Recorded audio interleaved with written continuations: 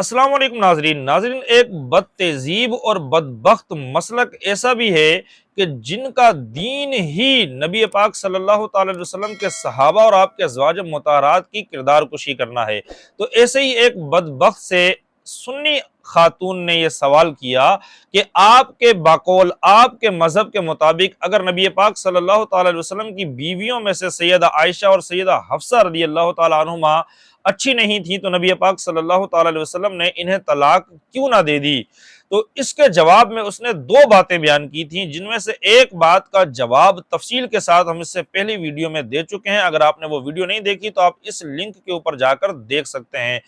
دوسری بات اس نے یہ کہی تھی کہ نبی پاک صلی اللہ تعالی علیہ وسلم کا اپنی ان بیویوں کو طلاق نہ دینا یہ نبیوں کا اسوہ حسنہ ہے اور یہ نبی پاک کا اخلاق تھا، اس میں ان بیویوں کے لیے کوئی اعزاز یا شرف کی بات نہیں ہے۔ ناظرین، تو ہم اس کے جواب میں آپ کو اللہ کی کتاب سے یہ بات دکھائیں گے کہ نبی پاک صلی اللہ تعالی علیہ وسلم اپنی بیویوں کو طلاق نہیں دے سکتے تھے اور یہ اعزاز اللہ رب العزت کی طرف سے نبی پاک صلی اللہ تعالی علیہ وسلم کی بیویوں کو ملا تھا۔ تو اس کی تفصیل سورہ احزاب کی آیت نمبر 28 اور 29 کے اندر موجود ہے۔ اس کا پس منظر یہ ہے کہ نبی پاک صلی اللہ تعالی علیہ وسلم کے پاس جب جہاد وغیرہ سے مال غنیمت اور مال فے کی صورت میں مال اور دولت کثرت کے ساتھ آنے لگا تو نبی پاک صلی اللہ تعالی علیہ وسلم کی بیویوں نے اپنے ماہانہ خرچے پہ ماہانہ اخراجات میں اضافے کا مطالبہ کیا، دنیا کی زیب و زینت، دنیا کی آرائش اور آسائش اور آرام کا مطالبہ کیا۔ تو یہ مطالبہ اس حد تک بڑھا کہ نبی پاک صلی اللہ تعالی علیہ وسلم اپنی بیویوں سے ناراض ہو گئے اور پورا مہینہ آپ اپنی بیویوں سے علیحدہ رہے۔ نبی پاک صلی اللہ تعالی علیہ وسلم کے اپنی بیویوں سے پورا مہینہ علیحدہ رہنے کے بعد اللہ رب العزت نے سورہ احزاب کی آیت نمبر 28 اور 29 نازل فرمائی اور نبی پاک صلی اللہ تعالی علیہ وسلم کی بیویوں کے سامنے دو آپشن رکھے۔ وہ آپشن کیا ہیں وہ ہم آپ کے سامنے بیان کرتے ہیں۔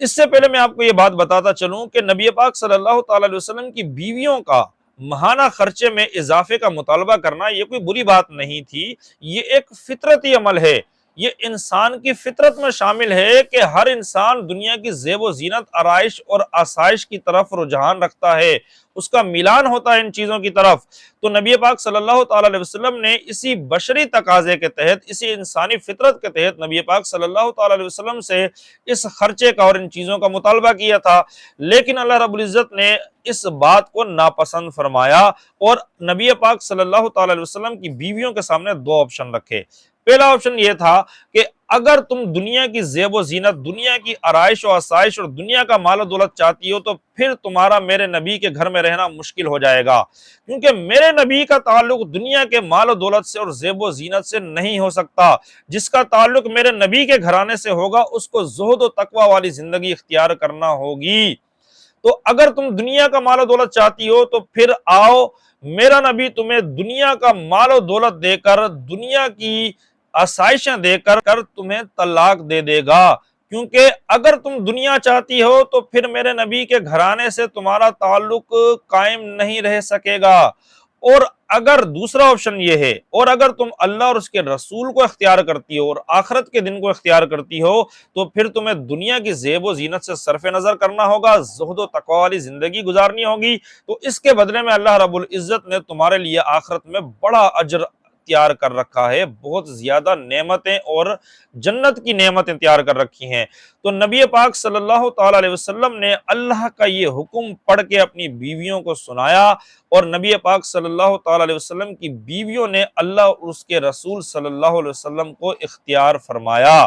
ناظرین، یہاں میں آپ کو ایک منٹ روک کے ایک بات اور بھی بتاتا چلوں، وہ یہ کہ آپ دیکھیں کہ نبی پاک صلی اللہ تعالی علیہ وسلم اور نبی پاک کا رب اللہ رب العزت نبی پاک صلی اللہ تعالی علیہ وسلم کی بیویوں پر ناراضگی کا اظہار کیوں فرما رہا ہے؟ صرف اس بات پر کہ وہ ماہانہ اخراجات میں اضافے کا مطالبہ کر رہی ہیں۔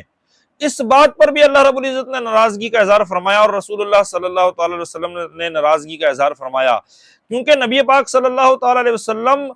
دنیا کے مال و زینت سے بے رغبت تھے، دنیا کے مال و دولت سے بے رغبت تھے۔ نبی کے آل کا دنیا کے مال و دولت سے کوئی تعلق اور واسطہ نہیں ہوتا۔ یہی وجہ ہے کہ نبیوں کی وراثت بھی، مالی وراثت بھی نہیں ہوتی۔ اہل سنت و جماعت کا یہی موقف ہے کہ نبیوں کی مالی وراثت نہیں ہوتی، لیکن یہی بدبخت، یہی لوگ کہتے ہیں کہ سیدہ فاطمہ رضی اللہ تعالی عنہ کا حق وراثت کا حضرت ابوبکر صدیق رضی اللہ تعالیٰ عنہ نے غصب کر لیا اور کھا لیا۔ ایک طرف تو اللہ رب العزت اور اس کا رسول نبی پاک کی بیویوں پر ناراضگی کا اظہار کر رہے ہیں صرف اس وجہ سے کہ وہ ماہانہ اخراجات میں اضافے کا اور دوسری طرف یہ لوگ جو صحابہ اور نبی پاک صلی اللہ تعالی علیہ وسلم کی بیویوں کی کردار کشی کرتے ہیں، دوسری طرف یہ کہتے ہیں کہ حضور علیہ الصلوۃ والسلام نے باغ فدق اور فلاں فلاں جائیداد سیدہ فاطمہ کو دے دی تھی۔ تو یہ کس طرح سے ہو سکتا ہے، یہ کس طرح سے ممکن ہے؟ اسی کے اوپر ہم نے اس سے پہلے ایک ویڈیو بنا کر اپلوڈ کی ہے جس میں ہم نے آپ کو یہ بتایا ہے کہ نبی پاک صلی اللہ تعالی علیہ وسلم نے سیدہ فاطمہ سے بھی ناراضگی کا اظہار فرمایا تھا، اور آپ سیدہ فاطمہ کے گھر سے واپس تشریف لے گئے تھے صرف اس بات پر کہ سیدہ فاطمہ رضی اللہ تعالی عنہ نے ایک چاندی کا سیٹ بنوایا تھا۔ اگر آپ نے وہ ویڈیو نہیں دیکھی تو آپ اس لنک کے اوپر جا کر دیکھ سکتے ہیں۔ تو ایک طرف تو نبی پاک صلی اللہ تعالی علیہ وسلم اپنی بیویوں سے اور اپنی بچی سے، اپنی شہزادی سے دنیا کی زیب و زینت اختیار کرنے پر ناراضگی کا اظہار فرمائیں، اور دوسری طرف نبی پاک صلی اللہ تعالی علیہ وسلم کا عمل اس قدر متضاد ہو کہ آپ اپنی بیٹی کو باغ فدق جیسی اتنی بڑی جائیداد ہبہ کر دیں یا ان کو وراثت کے طور پہ ملنی چاہیے۔ تو یہ نظریہ، یہ سوچ قرآن اور احادیث کے اور آل رسول کے مزاج کے مطابق نہیں ہے۔ اسی وجہ سے اہل سنت و جماعت کا موقف ہے کہ نبیوں کی مالی وراثت نہیں ہوتی۔ باقی یہ جو تاریخ کے اندر جھوٹا افسانہ ہے کہ سیدہ فاطمہ رضی اللہ تعالیٰ عنہ نے حضرت ابوبکر صدیق سے وراثت طلب کی تھی، یہ کیوں طلب کی تھی، اس کے اوپر انشاءاللہ ہم تفصیل سے ویڈیو بنا کر اپلوڈ کریں گے کہ جس میں آپ کے تمام تر اشکالات اور سوالات کے جوابات ہوں گے۔ بہرحال ہم اپنے موضوع کی طرف آتے ہیں۔ اللہ رب العزت نے نبی پاک صلی اللہ تعالی علیہ وسلم کو یہ آپشن دیا کہ آپ اپنی بیویوں کو یہ دو آپشن دے دیں۔ نبی پاک صلی اللہ تعالی علیہ وسلم کی بیویوں نے اللہ اور اس کے رسول کو اختیار کیا۔ اس کے بعد اللہ رب العزت نے نبی پاک کی بیویوں کو کیا اعزاز بخشا، کیا شرف بخشا، اس کا ذکر سورہ احزاب ہی کی آیت نمبر 52 کے اندر موجود ہے، جس کا آپ اسکرین پر ملاحظہ کر رہے ہیں۔ اللہ رب العزت نے فرمایا کہ اے میرے محبوب صلی اللہ تعالی علیہ وسلم، اب چونکہ آپ کی بیویوں نے آپ کو اور آپ کے رب کو اختیار کیا ہے، زہد و تقوی والی زندگی کو اختیار کیا ہے، تو اس وجہ سے اب آپ آج کے بعد اپنی ان بیویوں پر مزید کسی بیوی کو نہیں لا سکتے، یعنی آپ مزید کوئی نیا نکاح نہیں کر سکتے، اور ان میں سے کسی کو چھوڑ کر، طلاق دے کر، ان میں سے کسی ایک کی جگہ دوسری بیوی کو بھی نہیں لا سکتے، یعنی ایک نیا نکاح بھی نہیں کر سکتے، تعداد میں اضافہ بھی نہیں کر سکتے، 9 بیویوں میں سے 10 بھی نہیں کر سکتے، اور ایسا بھی نہیں کر سکتے کہ ان 9 میں سے کسی کو چھوڑ کے اس کی جگہ دوسری کو لے آئیں، یعنی ریپلیس بھی نہیں کر سکتے۔ یہ سورہ احزاب کی آیت نمبر 52 آپ کے سامنے موجود ہے، اس کا ترجمہ آپ اسکرین پر ملاحظہ کر سکتے ہیں کہ اے میرے نبی، آپ نیا نکاح بھی نہیں کر سکتے اور ان میں سے کسی بیوی کو ریپلیس بھی نہیں کر سکتے۔ یہ اعزاز، یہ شرف اللہ نے کیوں بخشا اپنی بیویوں کو، نبی پاک صلی اللہ تعالی علیہ وسلم کی بیویوں کو؟ اس وجہ سے بخشا کہ انہوں نے دنیا کے مقابلے میں اللہ اور اس کے رسول صلی اللہ تعالی علیہ وسلم کو اختیار کیا تھا۔ تو یہ بدبخت لوگ، یہ بد نصیب لوگ، یہ بد تہذیب لوگ جو صحابہ کرام اور نبی پاک صلی اللہ تعالی علیہ وسلم کی بیویوں کی کردار کشی کرتے ہیں، یہ کہتے ہیں کہ یہ اعزاز اور شرف کی بات نہیں تھی۔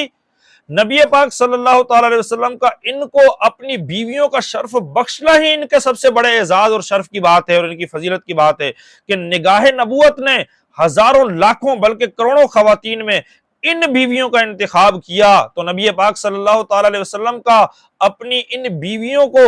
زوجیت کا شرف بخشنا ہی ان کے سب سے بڑے اعزاز اور شرف کی بات ہے۔ اور دوسرے نمبر پہ آپ نے قرآن کی روشنی میں ملاحظہ کیا کہ اللہ رب العزت کی طرف سے نبی پاک صلی اللہ تعالی علیہ وسلم کو اس بات سے بھی روک دیا گیا کہ آپ ان کے اوپر کوئی نئی بیوی لے کر آئیں یا ان کو طلاق دے دیں۔ اب یہاں میں ایک اور بات کی وضاحت کرتا چلوں کہ کچھ عرصے تک اللہ رب العزت نے یہ پابندی اپنے نبی پر لگا کے رکھی، اس کے بعد سید عائشہ صدیقہ رضی اللہ تعالیٰ عنہ ہی فرماتی ہیں، احادیث کے اندر اس کی صراحت موجود ہے کہ اللہ رب العزت نے نبی پاک صلی اللہ تعالی علیہ وسلم کے دنیا سے پردہ فرمانے سے پہلے اس پابندی کو اٹھا لیا تھا، اور نبی پاک صلی اللہ تعالی علیہ وسلم کو نئے نکاح کی اور اپنی بیویوں کو طلاق دینے کی اجازت دے دی تھی۔ اب یہاں پر سوال یہ پیدا ہوتا ہے، آپ یہ کہیں گے کہ جب نبی پاک صلی اللہ تعالی علیہ وسلم کو اس بات کی اجازت مل گئی تھی تو پھر یہ بیویوں کا اعزاز یا ان کا فضل کس طرح سے رہا؟ تو ان کا اعزاز اور ان کا فضل یہ اس طرح سے ہے، دو وجہ سے اس کے اندر مزید ان کی فضیلت ثابت ہوتی ہے نبی پاک صلی اللہ تعالی علیہ وسلم کی بیویوں کی۔ پہلی یہ کہ ایک عرصے تک اللہ رب العزت کی طرف سے اس پر پابندی رہی، دوسرا یہ کہ اگر اللہ رب العزت یہ پابندی نہ اٹھاتا تو کوئی یہ کہہ سکتا تھا کہ ہو سکتا ہے کہ نبی پاک صلی اللہ تعالی علیہ وسلم کسی بیوی کو طلاق دے دیتے، لیکن اللہ کی طرف سے پابندی تھی تو اس لیے حضور علیہ الصلوۃ والسلام نے طلاق نہیں دی۔ تو اللہ رب العزت نے یہ پابندی اٹھا کر دنیا کو یہ میسج دے دیا، یہ پیغام دے دیا کہ میرے نبی پاک صلی اللہ تعالی علیہ وسلم نے طلاق دینے کا اختیار ہونے کے باوجود اپنی بیویوں کو طلاق نہ دے کر یہ بات ثابت کر دی کہ ان کا کردار، ان کی عظمت، ان کی شان، ان کا فضل اتنا بلند ہے کہ یہ میرے نبی پاک صلی اللہ تعالی علیہ وسلم کے دنیا سے پردہ فرمانے تک میرے نبی کی زوجیت میں برقرار رہی ہیں۔ طلاق کا اختیار ہونے کے باوجود طلاق نہ دینا یہ ان کی اور زیادہ بڑی فضیلت ہے، ان کے اور زیادہ اعزاز اور ان کے شرف پر دلالت کرتی ہے۔